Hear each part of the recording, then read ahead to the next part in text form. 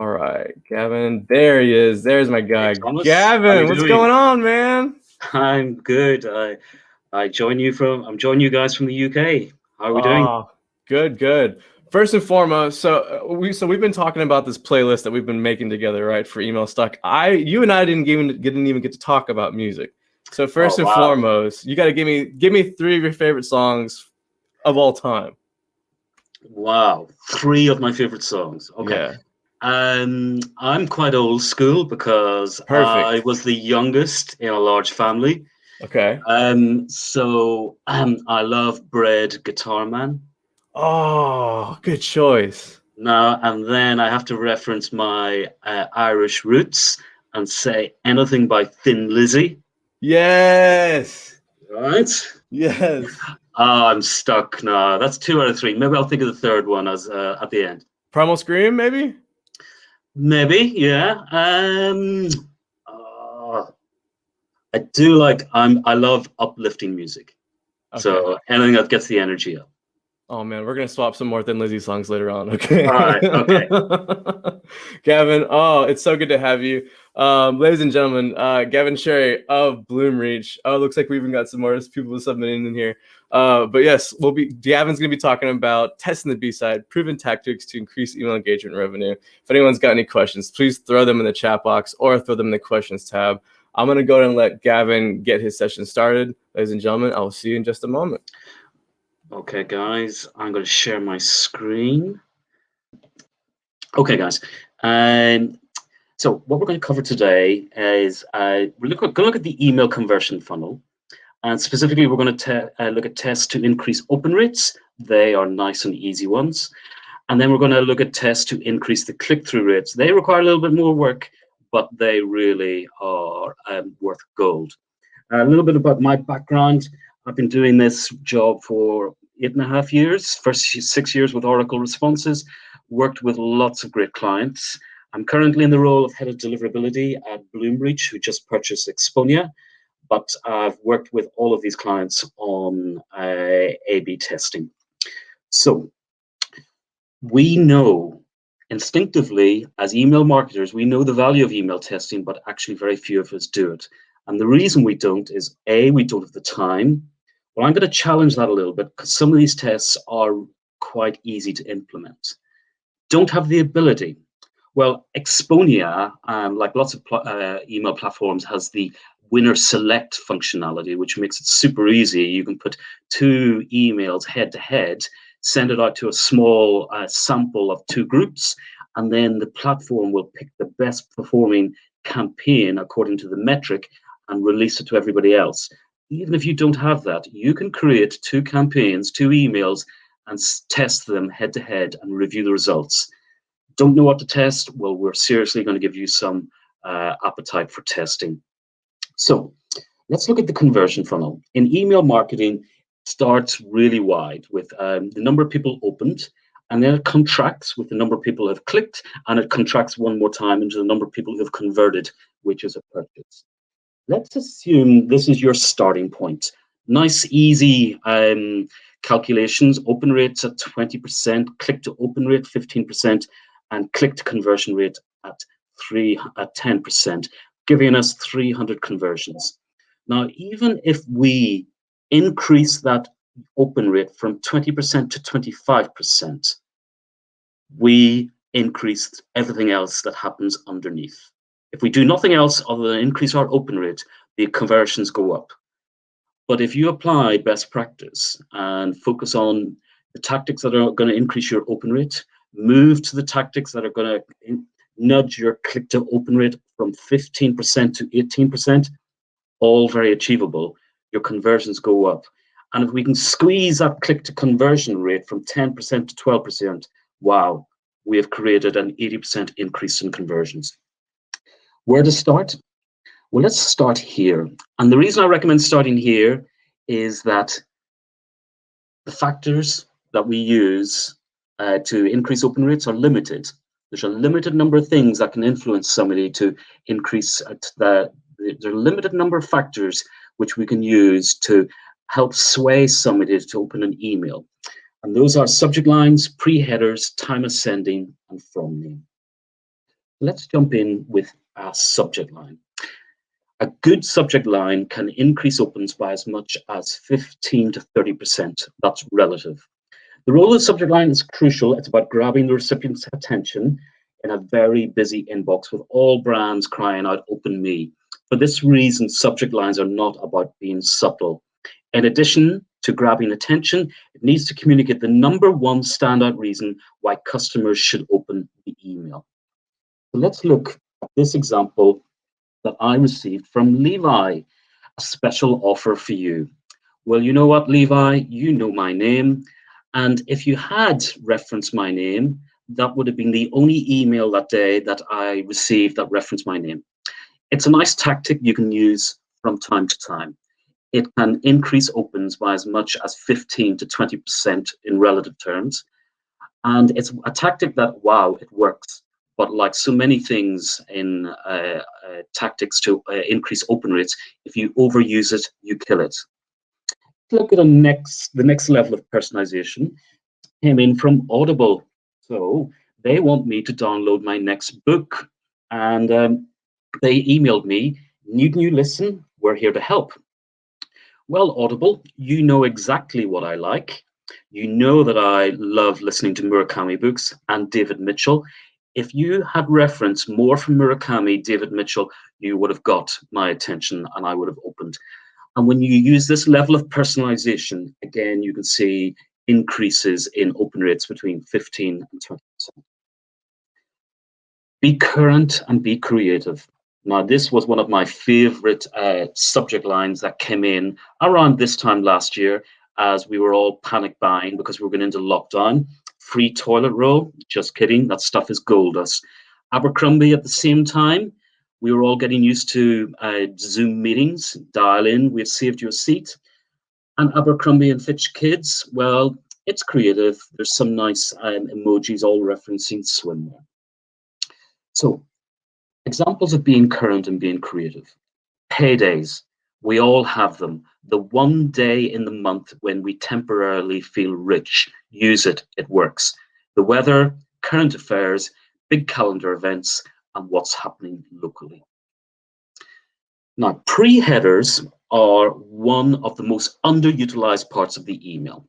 And it sits in our inbox view on mobile. It sits there almost acting like a secondary subject line. And it can have two distinctive purposes.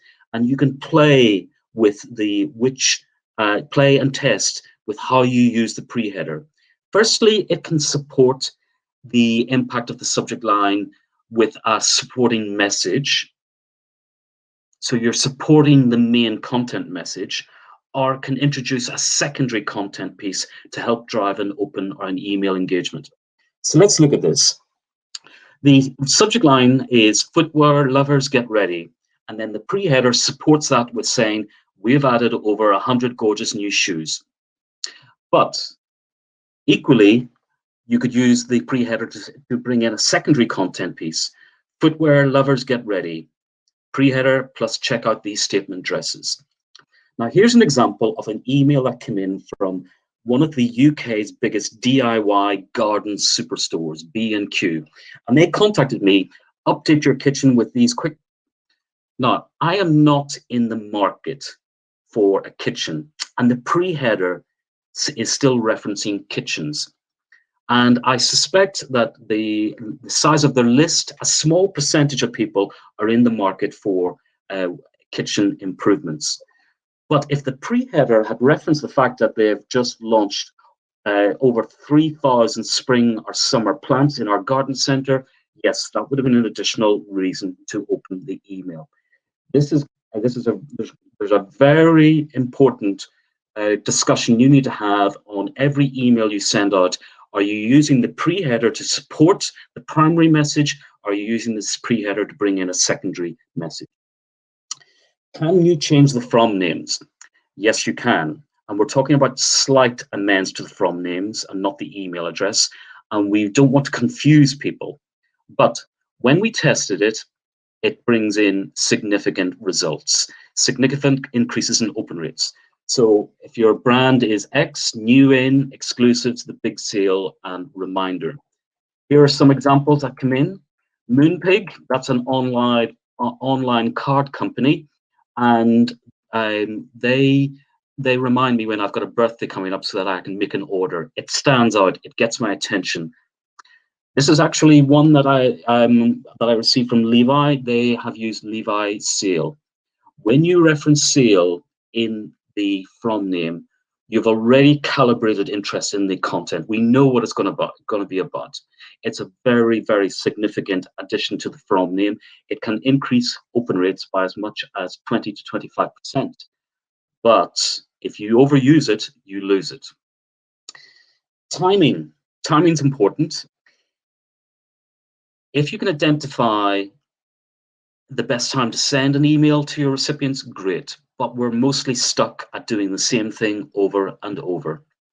And if you test the timing and the days with which you send, you can increase opens by as much as 20%.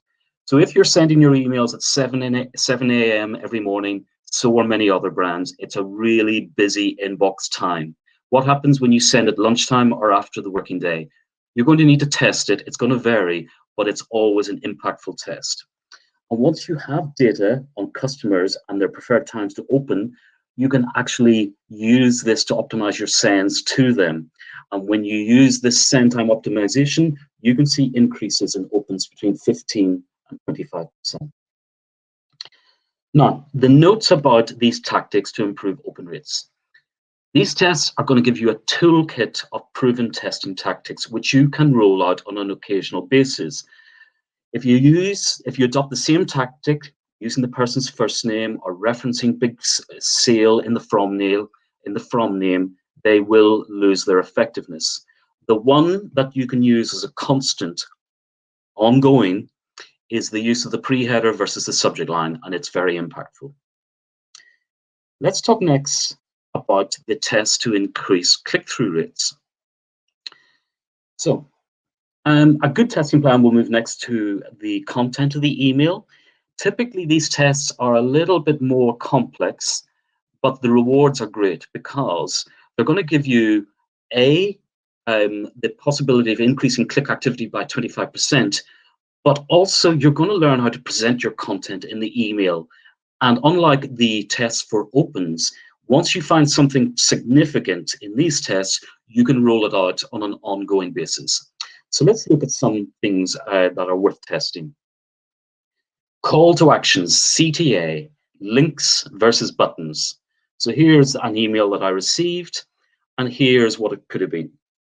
When you test links versus buttons, buttons outperform the links by 16%. Visually, they pull you in more than the links. Adding a button to your hero space. Now, the hero space has such value. It's the primary space when you open the email. It's what we see. It's that big image we see, especially on our mobile devices. And it looks like this. And here's an example. And we have the actual email that was received. The button is underneath a secondary content piece, all still relating to mirrors. But I recommend bringing the button right into that hero space. That hero space has such value, and adding the CTA there will drive additional click activity. Testing the visual impact of buttons. It's really important to say that the email panel isn't very sophisticated. An email is open for maybe maximum of 8 seconds. We scroll. And you need to find the place where you're not at odds with your brand guidelines, but you give your CTAs much more visibility. So that's a very impactful test too. Okay, I'm often asked what outperforms Shop Now. In reality, few things do, but here's what I've found will outperform Shop Now. So here's what was sent to me. And I know from previous tests, when you bring in the actual product name, there's a very nice, it has a nice relationship. It's reinforcing the product in this, it's in the CTA. It's still obviously a button, and that has proven to outperform Shop Now. You can be clever. This is an email from Lego, the Hogwarts Clock Tower. This item, I've worked with Lego, this item sells fast. If you had updated the button with selling fast, that would have been a very nice CTA that would have outperformed Shop Now. I recall working with one of the UK's biggest retailers of beds. And when we tested Shop Now versus that button with the little cute emoji of the sleeping guy with the eyes closed and the 3 Zs, that outperformed Shop Now. So it's good to be creative. Again, Harry Potter. Well, Harry Potter, you're talking to fans. Lego, you're talking to even more fans. And this is a time when you can appeal to the fan base. What's the number one command or magical spell that Harry Potter says? Expelliarmus. So be creative with your CTAs. Adding star ratings, it works. That's a nice looking hooded top on the left, but look at those ratings that are obviously coming from their website. The other buyers love it as well. When tested, that's adding increases to click-through rates at the rate of 15%, including the price. Now, this is a very interesting test. When I've tested it, the click-through rate goes down, but the conversion rate goes up. And so it's definitely worth testing.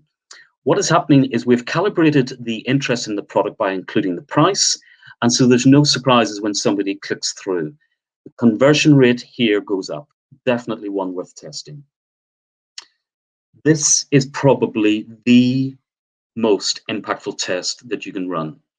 What we have on the left is an email from one of the UK's most desirable, if you can afford it, you shop here, supermarkets. It's Marks and Spencer. And welcome to the curious world of, in Britain, they buy large chocolate eggs at Easter time, not just for the kids, by the way. It's so important. And that's a lovely stylized banner. I went to their website and I saw these gorgeous Easter eggs. When you bring the product in, you've given the recipient 3 opportunities to click versus 1 opportunity to click on the stylized banner. Products always outperform stylized banner, sometimes at the rate of a 300% increase in click activity. So this is definitely one. Your design team will love stylized banners. In email, customers still love products. And then we have how much content can we put into an email? I've noticed the tendency for emails to shrink in size. Somewhat to do with we're putting more emails out there and campaign teams have less time to create longer emails. But look, we scroll through longer emails and we're giving people so much more scope to engage in the email. Look at the email as I presented in one image, and it looks very long, but look at how quickly I can scroll through it.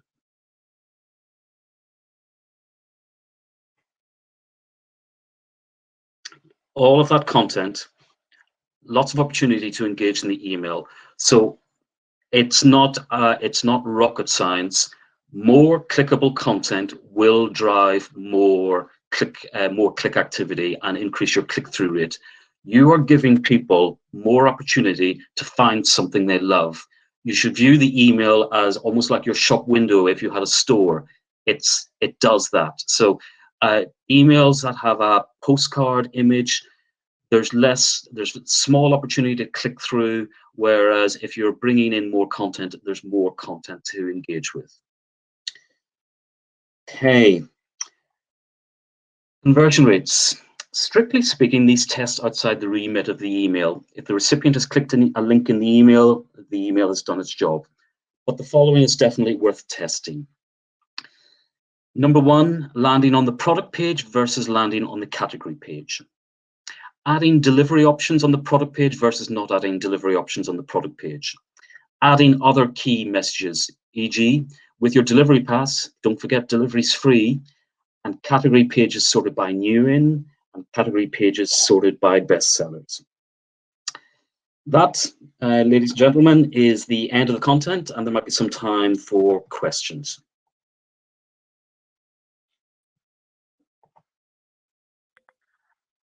All right, you guys, I'll turn my mic on. All right, let's do some Q&A, ladies and gentlemen. Okay, let me see. Gavin, you got a lot of good questions coming in here. Let's see. The first ones that we got are, okay, what are some of the ways, examples you personally used A/B testing in your campaigns? Okay, so if a client has never done A/B testing, we start at the top of the funnel and we work on subject lines, pre-headers, from names. Those are very easy. You can do those within the very, very minor changes to the campaigns in terms of creating a control and the test. So all of the tactics to increase open rates are simple and easy. The slight drawback is that you've lots of things to test, and you'll have a toolkit of what you can use from time to time. If you try to overuse them, you lose their effectiveness. When you get to tests for how to improve your content, that's going to require more work on your content team, on the team that's building the emails. They need to come up with 2 creatives. But the good news is, wow, you can increase those click rates from 15% to 18%. But the other good news as well is that those changes, once you realize that they are significant, they can become the new way that you present your content. So and I think I referenced the most impactful tests for content where the stylized banners versus product and the length of the email, short email versus longer emails. Gotcha. Okay, let's see here. I'll move on to the next question. Okay, so someone asked, this presentation is, is primarily focused on B2C. Can you apply some of these tips to, B2B? Is that possible? Completely, 100%, especially all of the tactics for opens.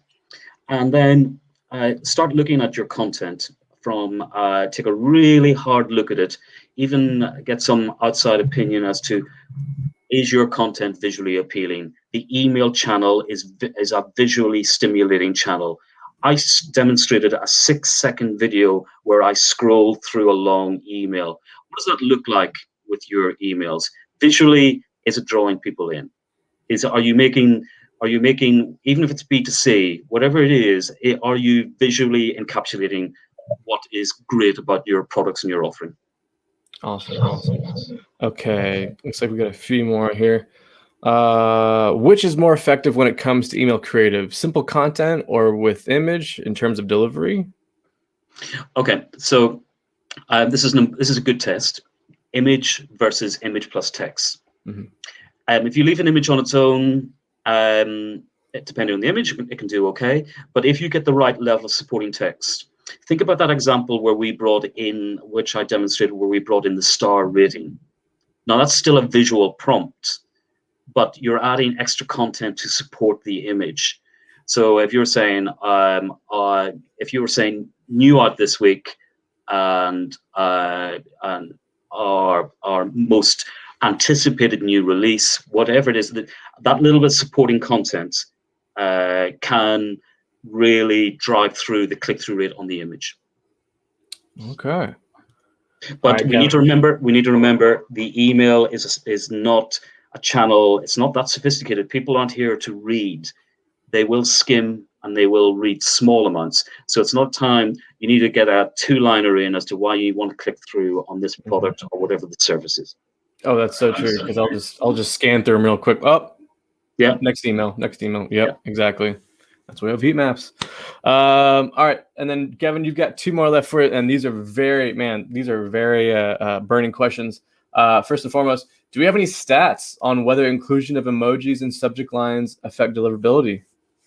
The emojis are neutral when it comes to deliverability. Okay, the ISPs accept that that's the way that we talk, and it's neutral. Overuse of anything, it's not great, but we looked at Abercrombie and Fitch Kids. Interesting to note how they changed their from name and they brought the emojis in. Sometimes the best way to learn about what's working is to go to your own personal inbox and look at the big brands. They're spending a lot of money on this. What tactics are they using with their subject lines, their pre-headers? When you get into the email, just you can learn a lot from the big guys what they've done, because they've definitely spent the money on getting it right. Follow along. That's the motto there. Yeah. All right, last one here, Gavin. I like this one a lot. But are there any magic words that we should use and are proven to increase newsletter open rate? The short answer is no. It's too big. It's just it's a never-ending task of what is a great subject line, and a great subject line for today. You've got to start it all over again for tomorrow. And your subject line, your email has a life of 36 hours. That great subject line, it's gone after 36 hours. You're on to your next. It's a never-ending task. So you will end up with a series of tactics. Occasionally use the person's name. Occasionally use an emoji. The use of the subject line and pre-header is probably the biggest thing that people should be focusing on, because it plays a really important role to either support the primary message or to introduce that secondary content piece. Awesome. We got that one knocked out. Gavin, thank you so much for taking time on your busy day to be here, my man. It is always good to see you. Always happy to collaborate with you. And not a problem. I can't wait for the pandemic to be over so I can come across the pond. We can have some beers and we'll talk about Thin Lizzy and filling up. Oh man. Gavin, excellent. Okay. Thank you so much for being here. Okay. I enjoyed meeting everybody. Bye-bye. Cheers. Bye.